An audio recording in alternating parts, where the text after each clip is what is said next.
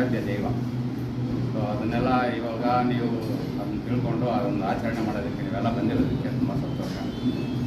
ಇವತ್ತು ತಾಲೂಕು ಆಡಳಿತ ಬಂಗಾರಪೇಟೆ ವತಿಯಿಂದ ನೂಲಿ ಚಂದಯ್ಯ ಅವರ 918ನೇ ಜಯಂತಿಯನ್ನು ಈ ಒಂದು ತಾಲೂಕು ಕಚೇರಿ ಸಭಾಂಗಣದಲ್ಲಿ ಹಮ್ಮಿಕೊಳ್ಳಲಾಗಿದೆ. ಈ ಒಂದು ಸಂದರ್ಭದಲ್ಲಿ ನಾನು ಈ ತಾಲೂಕು ಆಡಳಿತದ ಪರವಾಗಿ ನೂಲಿ ಜಯಂತಿಯ ಶುಭಾಶಯಗಳನ್ನು ನಮಗೆ ಕೋರ್ತಾ ಇದ್ದೇನೆ.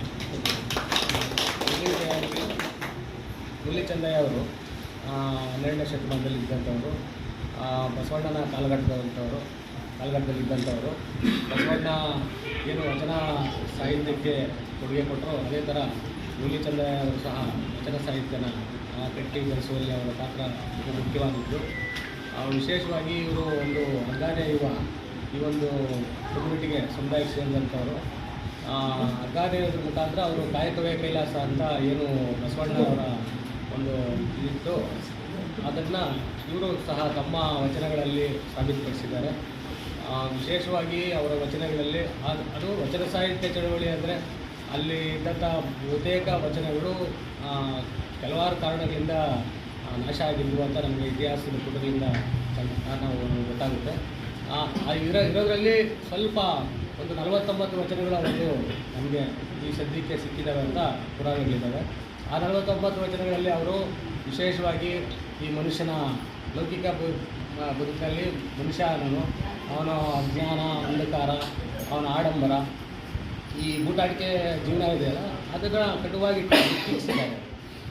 ಆ ಟೀಕಿಸೋದ್ರ ಮುಖಾಂತರ ಮನುಷ್ಯ ಯಾವ ಥರ ನಡ್ಕೋಬೇಕು ಅನ್ನೋದು ಅವರ ಏನೋ ಸಂದೇಶ ಇತ್ತು ಆ ವಚನಗಳಲ್ಲಿ. ಮತ್ತು ನೂಲಿ ಚಂದಯ್ಯ ಅವರು ಈ ಕಾಯಕ ಅಂದರೆ ಒಂದು ದೃಷ್ಟಾಂತರ ಅಂತ ನಮಗೆ ಹೇಳಬೇಕು. ಏನೋ ಅವರು ಎಲ್ಲೋ ಹುಲ್ಲು ಕೊಯ್ಯಬೇಕಾದ್ರೆ ಏನೋ ಈ ಅವರು ಲಿಂಗ ಕಟ್ಕೊಂಡಿರ್ತಾರೆ. ಲಿಂಗ ಅನ್ನೋದು ಅಲ್ಲಿ ಬಿದ್ದೋಗುತ್ತೆ ನೀರಲ್ಲಿ ಬಿದ್ದೋದ ತಕ್ಷಣ ಅವರು ಲಿಂಗಕ್ಕೆ ಇಂಪಾರ್ಟೆನ್ಸ್ ಕೊಟ್ಟಿಲ್ಲ. ಅವರು ಆ ಹುಲ್ಲನ್ನೇ ತಗೊಂಡು ಹೋಗ್ತಾರೆ. ಅಂದರೆ ಅದು ಅವರು ಕಾಯಕಕ್ಕೆ ಎಷ್ಟು ಇಂಪಾರ್ಟೆನ್ಸ್ ಕೊಡ್ತಾಯಿದ್ರು ಅಂತ. ನಾವು ದುಡಿಬೇಕು, ತಿನ್ನಬೇಕು, ನಮ್ಮ ಜೀವನ ನಡೆಸಬೇಕು ಅನ್ನೋದು ಅದರ ಮೂಲ ಸಾರಾಂಶ ಆಗಿತ್ತು. ಹೀಗಾಗಿ ಅವರು ಬರೀ ಹಗ್ಗ ಮಾತ್ರ ನೇಯ್ದಿಲ್ಲ, ಅರಿವಿನ ಹಗ್ಗ ಕೂಡ ನೇಯ್ದರು ಅಂತ ನಾನು ಈ ಸಂದರ್ಭದಲ್ಲಿ ಅಭಿಪ್ರಾಯ ಪಡ್ತಾ ಮತ್ತೊಮ್ಮೆ ತಮಗೆ ಈ ನೂಲಿ ಚಂದಯ್ಯ ಅವರ ಜಯಂತಿಯ ಶುಭಾಶಯಗಳನ್ನು ಕೋರ್ತಾ ನನ್ನ ಮಾತನ್ನು ಮುಗಿಸ್ತೇನೆ. ಆ ಕಡೆ ನೋಡಿದ್ರು ನಮ್ಮ ಜನಾಂಗ ಅಸ್ತಸ್ಥಲ್ಲೇ ಇದ್ದಾರೆ. ಯಾವ ಮುಂದೆ ಬರ್ತಿಲ್ಲ, ಮುಂದೆ ಬಂದಿಲ್ಲ.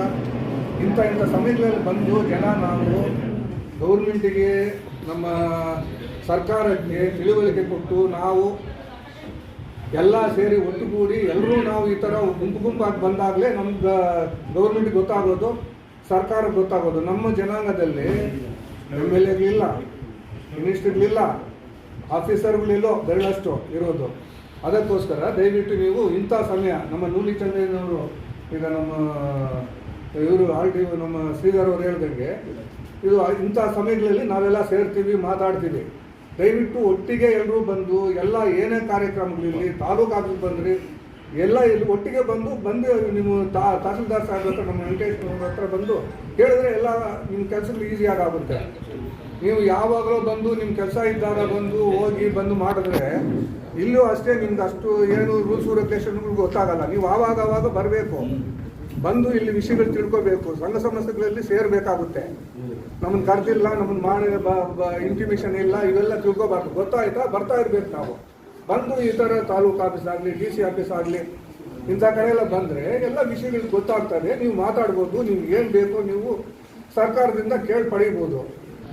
ಜೈ ಜೈ ನುಲ್ಲಯ್ಯ, ಜೈ ನುಲ್ಲಯ್ಯ. ಈಗ ನಮ್ಮ ಕುಲಸ್ಥರಾದಂಥ ಎಲ್ಲರಿಗೂ ನನ್ನ ನಮಸ್ಕಾರಗಳು.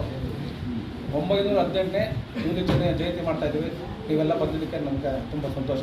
ಹಾಗೂ ನಮ್ಮ ತಹಸೀಲ್ದಾರ್ ಸಾಹೇಬ್ ಹೆಸರು ಗೊತ್ತಿಲ್ಲ, ವೆಂಕಟೇಶ್ವರ ಅಂತ, ಅವ್ರಿಗೂ ನನ್ನ ಧನ್ಯವಾದಗಳು, ನಮ್ಮ ಕುಲಸ್ಥರಿಗೆಲ್ಲ ಧನ್ಯವಾದಗಳು.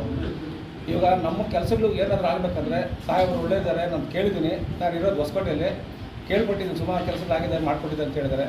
ತಮ್ಮ ಕೆಲಸಗಳೇನೋ ಬೇಕಾದರೆ ಗಲಾಟೆಗಳಿಲ್ಲದೆ ನ್ಯಾಯಯುತವಾಗಿ ಬಂದು ಸಾಹೇಬ್ರ ಹತ್ರ ಕಂಡು ಕೆಲಸಗಳು ಮಾಡಿಸ್ಕೊಳ್ಳಿ. ಮತ್ತು ರೌಡಿಕೆ ಮಾಡೋದು, ದೌರ್ಜನ್ಯ ಮಾಡೋದು, ನಾನು ದೊಡ್ಡವನು ನಾನು ಚಿಕ್ಕವನು ಅವೆಲ್ಲ ಬೇಕಾಗಲ್ಲ.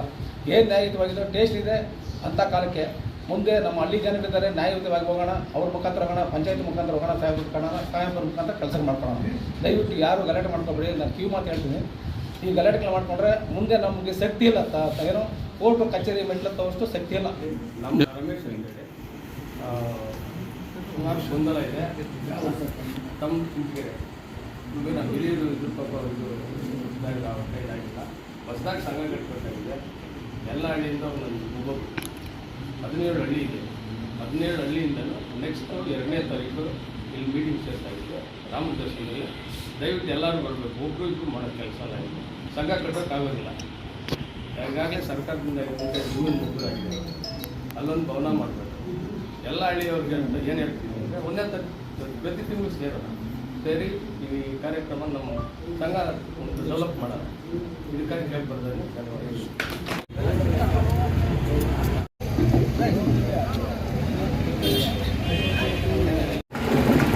ನೋಡಿ.